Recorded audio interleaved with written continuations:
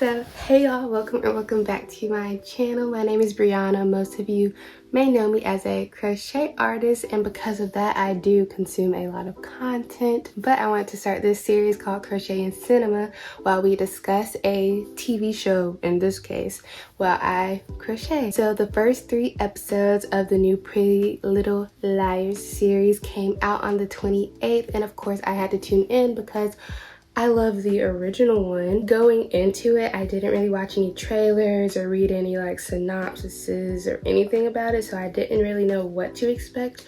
But I will tell you that I was pleasantly surprised when I watched this show. So first off, let me read the synopsis for you just in case you didn't know anything about it either, and just so you have some context about what I'm going to talk about.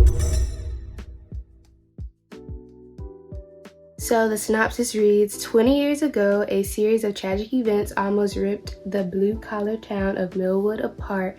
Now in the present day, a group of desperate teen girls, that's not how you spell desperate, but I've never seen that word before, a brand new set of little liars, find themselves tormented by an unknown assailant. Or however you say that word, but A. So first I want to give my spoiler-free review just for if you didn't watch it and you just want to know if it is good or not. So honestly, I don't see many similarities between this series and the original Pretty Little Liars series. This one is definitely more of a slasher type, and it really reminds me of Scream, the TV series, or like a Scream Queen show, but it doesn't really give me Pretty Little Liars vibes, but I'm not complaining about that. I actually really love that about the show because I think The Perfectionist, the first Pretty Little Liars like spinoff or whatever, it kind of flopped because it was kind of, I don't know, I can't really speak too much on it because I didn't watch the whole series, but I like that this one is a lot different because it's not just a copy and paste of the original show. It brings a lot of new things to the table, a lot of new storylines. I do feel like that they did use the Pretty Little Liars part just for like a promo thing to get old fans to watch the show, just because I feel like this can stand alone as its own show rather than a part of the Pretty Little Liars universe or series. But I think it is also because HBO Max made this show, so of course an HBO Max show is gonna hit because they don't have to be as censored as normal TV, and it's just, they have a good production team, honestly, because like Euphoria was super good, and I really like the new Gossip Girl series. I know a lot of people don't, but I mean, I'm the target audience, so of course I'm gonna like it. But if you weren't sure if you wanted to waste your time by watching the series, go ahead and watch it because I think it will be entertaining for pretty much anyone, and for old fans, or if you're into slasher type things. Overall, from the first 3 episodes that were uploaded to HBO Max, I will rate it at 8 out of 10. I also really like that there is diversity in the show, although they still didn't have like a darker black girl in it. They did have 2 of them as the main characters. I just think it would have been easier to differentiate them as well if they were 2 different skin tones rather than like the same skin tone, because whenever we're introduced to all these new characters in the beginning of a series, I don't really know the faces that well yet, so it was kind of hard to recognize who is who in the beginning of watching this series. So now that I gave y'all my spoiler-free thoughts on the show and my little review, we're going to go ahead and move on to the not spoiler-free. So if you haven't watched the show already, you can go ahead and stop here and come back later after you have watched those. They're about 50 minutes long per episode, so it shouldn't take you too long if you have extra time on your hands. But yeah, let's go ahead and get to the spoiler part of this little spiel. So just in case you forgot what happened in the show, I'm going to just give y'all some takeaways from each episode that I feel like was important or that I really remembered. But first we have episode 1 titled Spirit Week. This is where we are introduced to the parents of the liars. So the episode opens up with the parents at a Y2K party, and this is also where, and you know how YouTube is, so I can't really say all the words, but this is where a young girl named Angela. She apparently committed, yeah. So we don't really know much about what happened, but we do know that at this time all of the parents were in high school, and Angela, she was begging for help from them, but they were like, we're not gonna help you, we already tried, or whatever, you got too many issues, or whatever they said.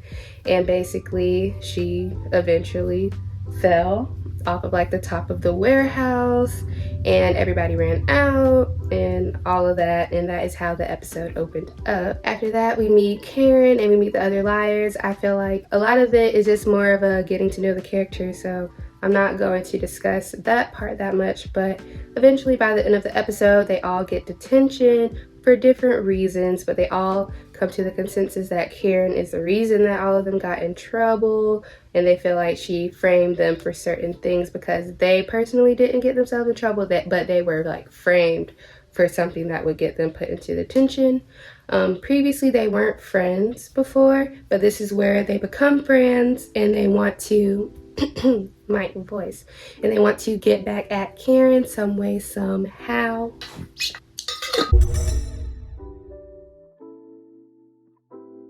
And then we enter episode 2, called The Spirit Queen. So this episode also opens up with a flashback, but it is from 6 months prior, where Imogen and Karen are no longer friends because Karen found out that Imogen kissed her boyfriend named Greg at the party that they were at. We then return to the present day, where Imogen is telling the other liars what happened that night, and that she may have a video from that night to expose of Karen so they can get back at her. Eventually, the girls come up with a plan to expose Karen in front of the whole school.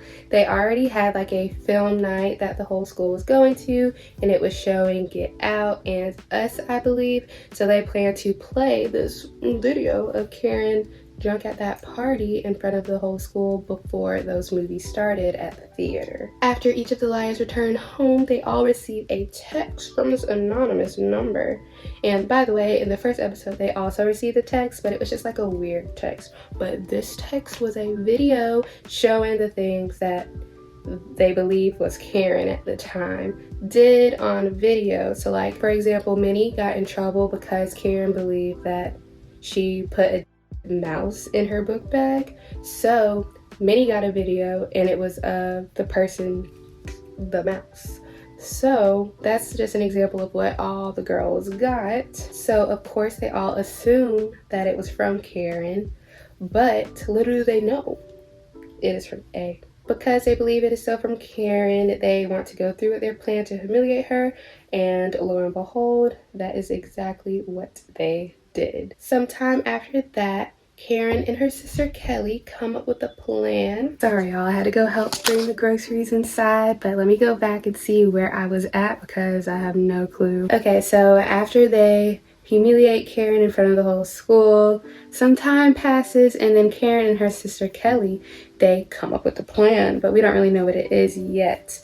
But Kelly dresses up as Karen and confesses to the principal that she was responsible for what some of the liars have gotten in trouble for, and that she wants to withdraw from the race as Spirit Queen. So then later the principal calls up Imogen and is like, that means you are going to be Spirit Queen, so make sure you come to the dance on Saturday. And that is what they did. But little did they know, Kelly and Karen were planning to carry Imogen. And if you don't know what Carrie is, that is a movie. It's like one of the original horror movies. And basically, Carrie, she gets, I think it might be blood, but in this case it is red paint dumped on her while she is up on stage. So they plan to dump red paint on Imogen as she went on stage to get crowned as Spirit Queen. So then we flash forward to the dance, and Karen's plan is in full swing. She is up at the top of the, I don't know, up there where you can stand at, and she had her bucket of red paint, and then Imogen looks up, and so do all the liars, and they all see Karen is up there as well as Imogen is getting crowned. And then they also see the bucket of paint. But unlike the liars, Imogen still looks up and she sees A behind Karen. And unfortunately, he pushes Karen, and you already know what happens after that. It is basically a parallel of what happened to the parents earlier in the first episode, where we got showed the 1999 party. All of the other students then run out of the party, but the liars remain standing there in shock, and they all receive a text at the same time from A that reads, "One bully down, but there are 5 more to go. Keep quiet about them, or they will all be next."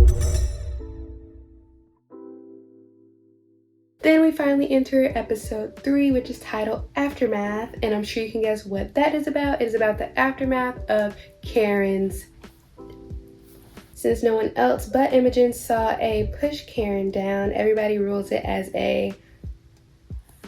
And Karen's dad, Tom, who's also the sheriff of the town, immediately has it out for the girls because he believes that they are responsible for her doing that, since they humiliated her a couple of days prior. In this episode, Imogen also investigates what happened in 1999 with their parents at that Y2K party, and she does find an article and goes to investigate at the warehouse. And while she's at the warehouse, A is also there, but he does not catch Imogen. Imogen basically wants to find out why their parents were so secretive about what happened in high school, and she also thinks it could be related to what happened to her mother just a month prior. So I didn't mention the details in the first episode of what it showed that happened to her mother, but basically she received a flyer from that Y2K party 22 years ago, and it had the letter A like in a different color than the rest of the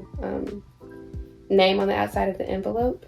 And then whenever Imogen and Karen find her mother in the bathtub, they also see the letter A in the bathroom as well. So she believes that A does have some type of connection with what happened to her mother, or maybe that it's guilt from what happened to Angela the night of the Y2K party, but we still don't know yet. Later in this episode, Kelly, Karen's sister, does confess that Karen was up there because they were planning to carry Imogen while she was on stage, and this kind of lets the girls off of the hook for now, at least, because now we know that she didn't just go up there to jump, and that it might have just been an accident from being up there to dump paint on Imogen. So now that we got through the short little summaries, I want to share my thoughts about the show so far. So I really enjoyed the pacing of these episodes. It didn't feel like it dragged out, and they were very entertaining for being that long of an episode. Like, even from episode 1, I was already hooked in the first 10 minutes, literally. I also like how the layout of the show is. So like with every day, we know what day it is. So they tell us what day it is on the screen, and I feel like a lot of shows don't do that, so we really don't have a sense of time of when things are happening. So I really love that about this show, and I don't know if they will continue doing it for the rest of the show, but I don't mind it right now. Despite some of the flaws of the show, I do find it pretty good, and it's not super corny like a lot of new shows are nowadays. But that's just my opinion, at least. One thing that I didn't like about the show, though, was the many characters that were introduced in the literal first episode. It was just so much going on, so many characters to try to remember. Like, we already have the 5 main girls, then we have the 5 parents as well, and then almost all of the girls have a love interest, so it's just a lot. Then we also have like the principal, we have the sheriff. It's just a lot of people to try to keep up with so fast. But because there are so many characters, I'm not going to go too deep into all of them, but I will be discussing some of the main and important characters in the show. So this show wouldn't be Pretty Little Liars without A. So first we're going to talk about A. So my first thoughts is I do like the design of the original A more than this one, but I guess it does make sense since this show is more like a slasher that he would look the way that he looks. It's just, I don't know, that makes me kind of not take the show seriously though, but who takes any slasher seriously? Next we have Imogen Adams. She is pregnant, she's 15 years old, and her mother recently and we saw that in the first episode. I was shocked when I saw how old that the characters were when I was researching for this video, because they do not look 15 or 16. Like, they look older than me, and I am 19. But I mean, I can't knock it. That's how a lot of shows are anyways. So far, the father of Imogen's baby has not been announced, but I do have my own theories about that since she is about 6 months along, and you know what happened 6 months ago between her and Karen. So here's a little background about Imogen. So her mother was Davy Adams. They were very close, and they lived in Millwood pretty much for Imogen's whole life, because she moved there when she was a little girl, and that is where she became friends with the Beasley twins, Karen and Kelly. But like I mentioned before, Imogen's friendship does fall apart with them once they find out that she was kissing Greg at that party. Sometime after that party, that's where she found out she was pregnant, and she had planned to raise the baby with her mother.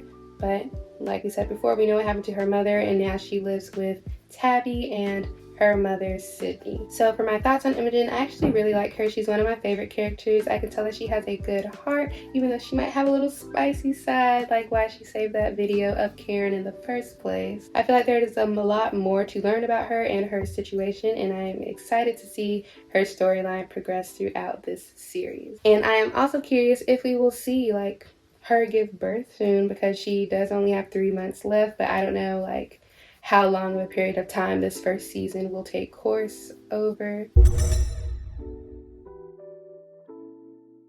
And next we have Tabby Hawthorne. She is also 15 years old, and she is a black girl. She is an aspiring director, and she is really into film. She works at a movie theater with her boss named Wes and her friend named Chip. But with her and her boss Wes, that does give me Arya and Ezra vibes from the original series. I feel like that was also some of the inspiration for Tabby's character. Like I mentioned like a couple minutes ago, Imogen is now living with Tabby and her mother Sydney after her mother passed. And one thing about Tabby is that she is very vocal about her thoughts and her opinions on the system and how people of color are treated in America. And she is close friends with Chip, who is her coworker at the movie theater, which I do see becoming her love interest, or he is already her love interest, but I do see them getting together by the end of the season, and I do really ship it. I really like Chip. So my thoughts on Tabby is I don't really know her that well, but I mean, I don't hate her. I don't hate any of the characters, but I'm just curious to see more about her story, her backstory,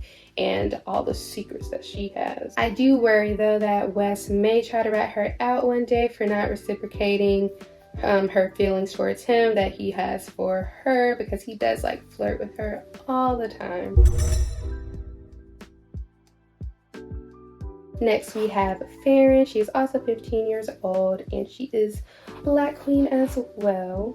She is a ballerina with aspirations of making it out of Millwood. Despite dealing with scoliosis throughout her life, she is actually a very talented dancer, and she is pretty guarded, but she does eventually open up to the liars throughout the first 3 episodes. We didn't get much of her backstory yet, but I do notice that she does not have the best relationship with her mother. Her parents are split up, and she lives with her dad, and her mother lives out of town, and she is a lawyer, but she does come into town once Faran and the girls get in trouble. So my thoughts on Faran is we don't know too much about her either, but she does speak her mind, because even when giving Karen a eulogy at the grave with all the girls, she was not going to fake being nice. She was still going to say, I don't like you. So we love the honesty. And I also find it very inspiring that she went from having scoliosis to being an amazing dancer. Like, that is great, and I want to see how that came about as well.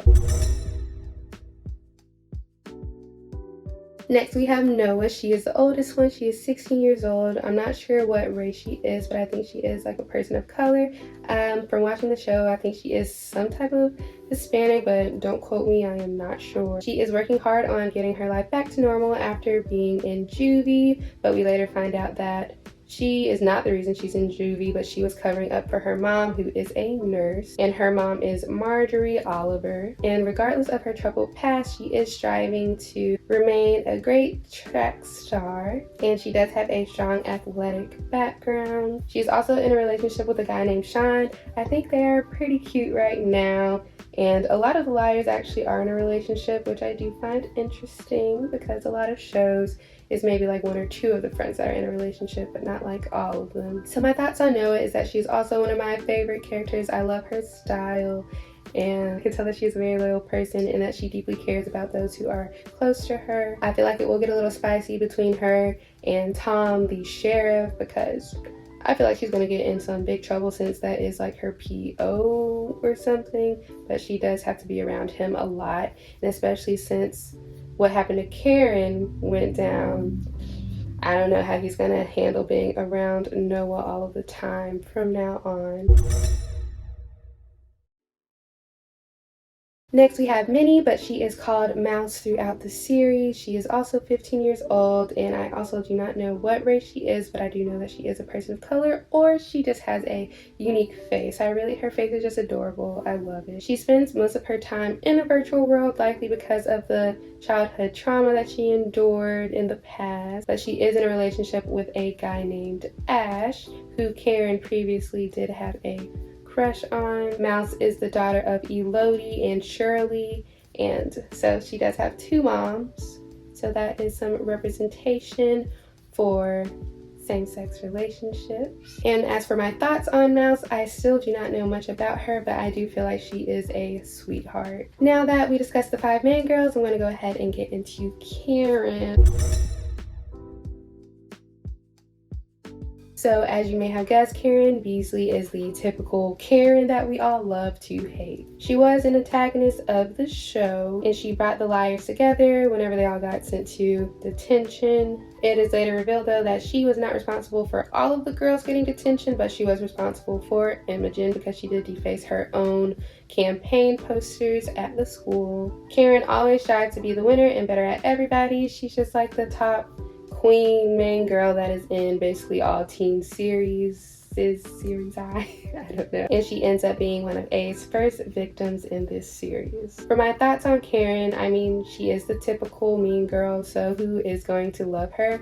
But I feel like if she did stick around, it would be like an Allison situation, because Allison de Laurentiis in the original series, she was pretty mean too. She was a mean girl, but we did grow to like her as we got to know her more and see more of her story.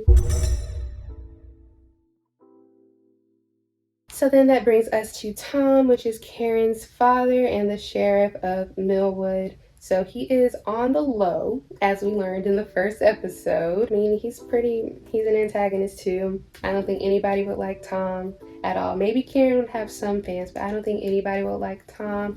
He just doesn't give me good vibes, and he's like my least favorite character of the show, maybe even above A. Okay, I'm just kidding, but he's pretty up there.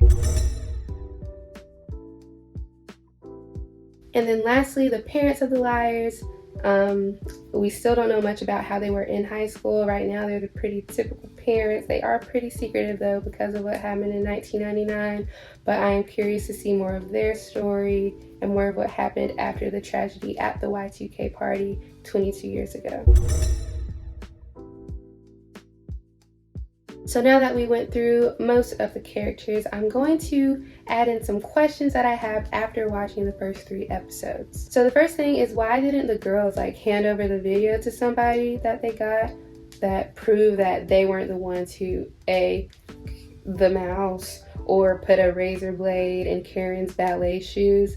It's like they could easily be acquitted from that, but I guess they didn't get in much trouble. It looks like they only got detention, so I guess it really didn't matter since they already got back from detention once those videos were sent out. And it's at that point they weren't really threatened to not tell anybody, but the girls in Pretty Little Liars, the original one, they didn't really tell anybody when they got threatening messages as well, so I can't knock them for that.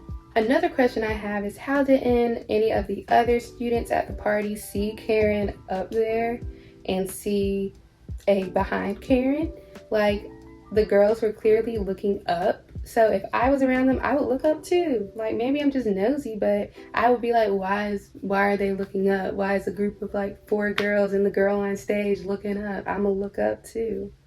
But I guess, again, for the plot, that had to happen. And I also just want to know more about Angela, why she did what she did, and about the parents' role in that tragedy.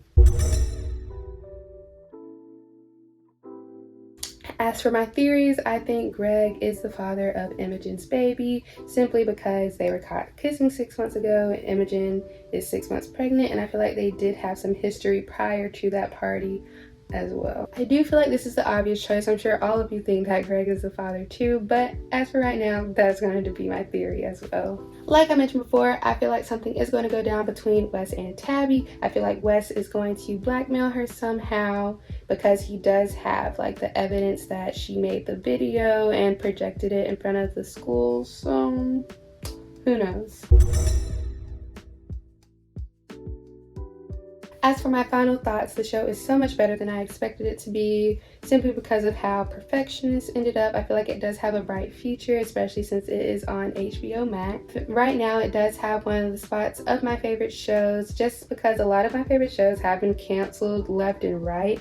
So I feel like this is something that I can watch now because I'm running out of things to watch while I crochet, honestly. I think I might end up liking this one more than the original, simply because it is a mixture of Scream and of Pretty Little Liars, and I feel like that gives it a different spin on the original. I don't remember the original series super clearly since I was a kid when I watched it, but as for right now, I feel like this one is better than the original as long as they don't drag it out like they did for the first Pretty Little Liars. So now that I said all of my thoughts, I want to hear your thoughts on the show. What did you like? What did you not like? What are you looking forward to? What are your theories? All of that jazz. I truly enjoyed it so far, and I can't wait to see how everything plans out and how they wrap this season up. I feel like the show could run for a good 3 seasons, probably not more than that, before it just gets crazy like any other show out right now. And I hope you all enjoyed watching my review / summary / just talking about the show. Let me know what other shows or movies you'd like me to watch and talk about. I really enjoy the series because I never have somebody to talk about these shows with, because I'm the only one who watches this many TV shows in my life.